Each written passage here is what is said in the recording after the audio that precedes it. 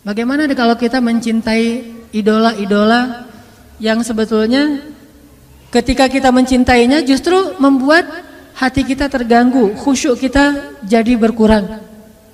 Mencintai seseorang yang kemudian kita tiru perilakunya yang tidak baik, berarti bukan karena Allah. Cewek-cewek misalnya ikut konser seorang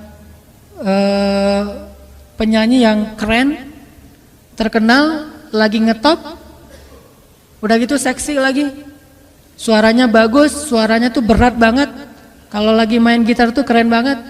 Pas kita nonton konsernya histeris. Jangankan itu, histeris terhadap mayit suami aja dilarang ya. Boleh histeris terhadap mayit suami? Suaminya meninggal terus dia histeris. Teriak-teriak, namanya kan meratapi mayit. Itu nggak boleh, termasuk dosa besar. Apalagi histeris terhadap manggungnya orang yang bukan siapa-siapa bagi kita. Itu lebih nggak boleh lagi. Nah, ini cinta ini pasti bukan karena Allah. Dan kalau ini yang ada di dalam hati kita, pasti nggak akan pernah bahagia. Udah nggak berpahala, nggak ngebahagiain, nggak nambah amal soleh. Terus gimana terhadap yang kayak gitu-gitu mah? Biasa aja, nggak usah pakai perasaan. Flat. Kalau mau menikmati hiburan pun nikmatin aja, tapi nggak usah baper, nggak usah sampai nangis habis-habisan di bandara gara-gara nungguin Justin Bieber datang. Pas datang ternyata dia ngambil jalur lain, dia nangis-nangis. Sudah seharian saya itikaf di bandara nggak ketemu. Yang laki-laki juga kayak gitu. Artinya itu udah baper, udah mulai pakai perasaan, dan perasaan itu pasti akan mengganggu kekhusyuan kita dalam ibadah kepada Allah. Gak akan bahagia kalau kayak gitu. Yang terjadi sekarang banyak kaum muslimin cintanya bukan lagi karena Allah. Dia tidak mencintai orang tuanya, padahal Allah menyuruh dia mencintai orang tuanya. Dia tidak lagi mencintai ulama, ngefans sama ulama, padahal Allah menyuruh dia mencintai ulama. Wa kunu ma'as shadiqin, kata Allah, dan tetaplah kamu, jadilah kamu, bersamalah kamu dengan orang-orang yang salih. Dia tidak lagi menjadikan para sahabat sebagai idolanya. Ini bukan karena cinta karena Allah. Ini pasti cinta karena hawa nafsu atau talbisul iblis, godaan setan. Makanya coba kita revolusi cinta kita. Revolusi cinta. Dari cinta yang karena hawa nafsu, karena hiburan, karena keren menurut kita, menjadi cinta karena Allah. Tapi tetap bisa menikmati hiburan, kekerenan, segala macam yang sifatnya masih mubah, silakan dinikmati. Tetapi jangan pakai perasaan, karena itu berbahaya. Sekedar hiburan aja, karena Allah juga nggak ngelarang kita berhibur. Dalam istilah hukumah ada yang wajib, ada yang sunnah, ada yang mubah, ada yang makruh, ada yang haram, kan gitu ya. Maka sebagian besar hiburan itu adalah yang mubah. Mubah itu artinya nggak dilarang, nggak disuruh. Secara pahala nggak berpahala, nggak berdosa, biasa-biasa aja gitu. Nggak nambah pahala, nggak nambah dosa. Kayak kita misalnya lagi nyanyi, nyanyinya masih lagu-lagu yang biasa dan kita nyanyi sendiri, apalagi gitu ya. Nyanyi sendiri atau dengar musik sesuatu yang masih wajar, bukan musik-musik yang dilarang. Ini nggak nambah pahala, nggak nambah dosa. Atau jalan-jalan nambah pahala?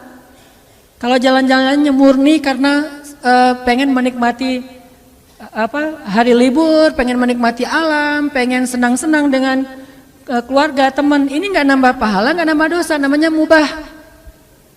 Maka tidak masalah kita tetap menikmati hiburan, tetapi jangan libatkan perasaan cinta, karena hati itu adalah wadah yang kosong dan dia hanya bisa diisi dengan satu hal. Kalau sudah penuh dengan satu hal, nggak akan bisa diisi lagi dengan hal yang lain.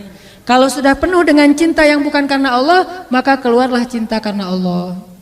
Biarkan dia kosong dulu, nanti diisi dengan cinta kepada Allah dan cinta karena Allah. Mencintai orang tua, mencintai ulama, mencintai orang soleh, mencintai orang-orang yang mencintai Allah dan mencintai amal-amal yang membuat kita dicinta oleh Allah Subhanahu wa taala. Ini cinta yang coba kita revolusi, kita bangun dalam hati kita. Dan kalau udah dapat, insya Allah beramal soleh itu akan ringan banget. Nanti kita dengarkan kisah-kisah inspirasinya. Mencintai Rasulullah SAW, mencintai para sahabat. Para sahabat itu jangan cuma, oh ya hebat mereka mah soleh, oh iya mereka mah orang-orang luar biasa. Tapi kita nggak sampai cinta gitu, nggak sampai kebawa perasaan tentang para sahabat, itu berarti belum.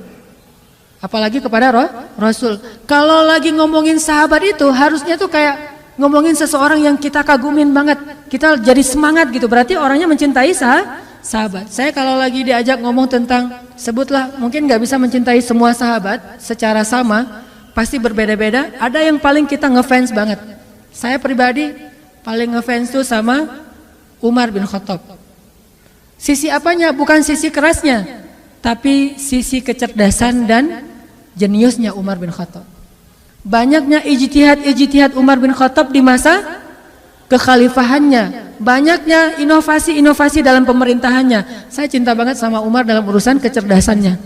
Mungkin Umar kalau hidup di zaman kita akan banyak ngelakuin inovasi dalam pemerintahan, akan banyak melahirkan produk-produk fikih yang mungkin bagi sebagian orang dianggap mengada-ngada nih, nggak ada di zaman Rasul. Memang nggak ada, terus kenapa kata Umar? Bukankah ini baik? Dan saya yakin kalau Rasulullah masih hidup pasti Rasulullah akan setuju, karena ini baik. Ini yang saya ngefans banget sama Umar. Siapa lagi yang saya ngidolain banget? Kalau laki-laki adalah Ali bin Abi Thalib. Orang yang dari kecil udah bersih, nggak pernah melihat auratnya sendiri, apalagi aurat orang lain. Dalam peperangan hampir membunuh musuh, tapi gara-gara musuh kesobek celananya sehingga kelihatan auratnya cuma paha doang, Ali jadi berpaling muka dan tidak jadi membunuh musuhnya. Kenapa? Menjaga pandangan. Ini ngefans banget, walaupun saya belum bisa ngejaga pandangan seperti Ali.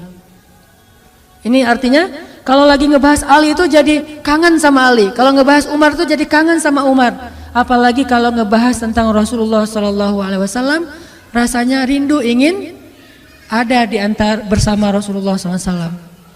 Pernah mimpi ketemu Rasul?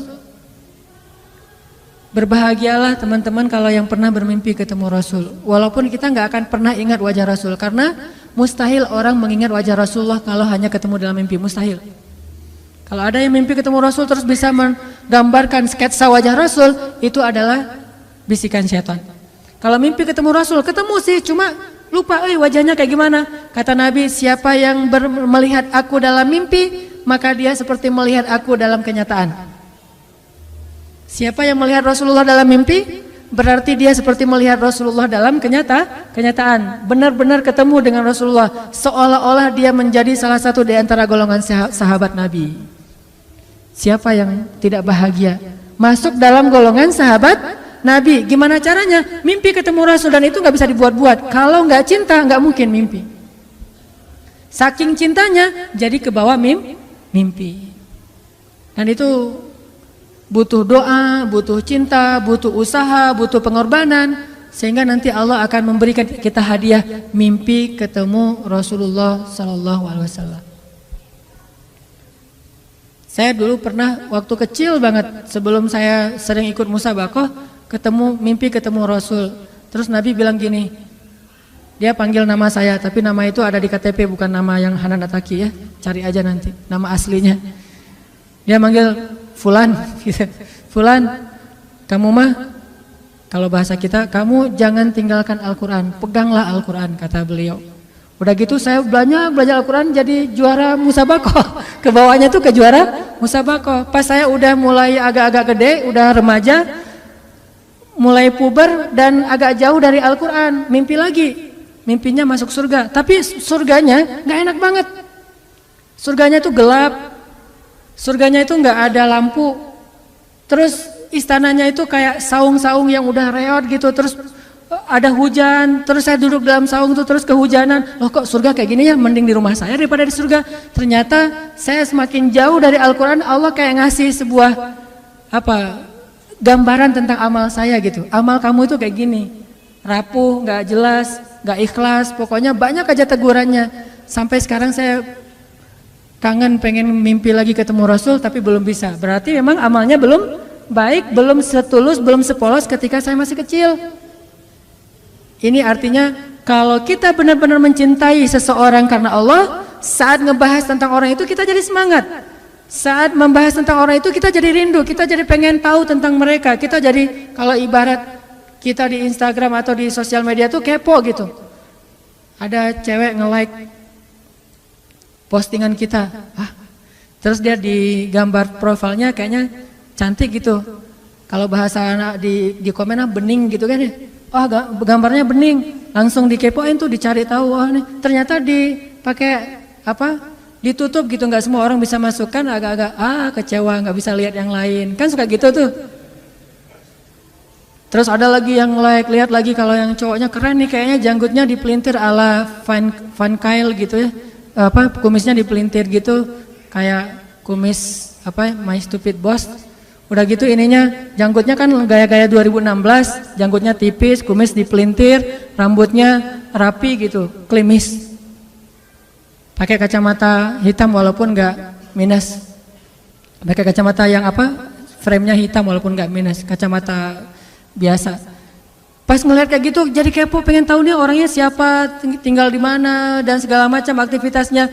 Ini karena kita mulai pakai perasaan penasaran gitu. Apalagi kalau udah ada hubungan, harusnya kita kepada Rasulullah keponya dengan membaca sirah Rasul, keponya dengan membaca hadis Rasul, keponya itu dengan cara mencari tahu tentang sosok Rasulullah itu kayak gimana.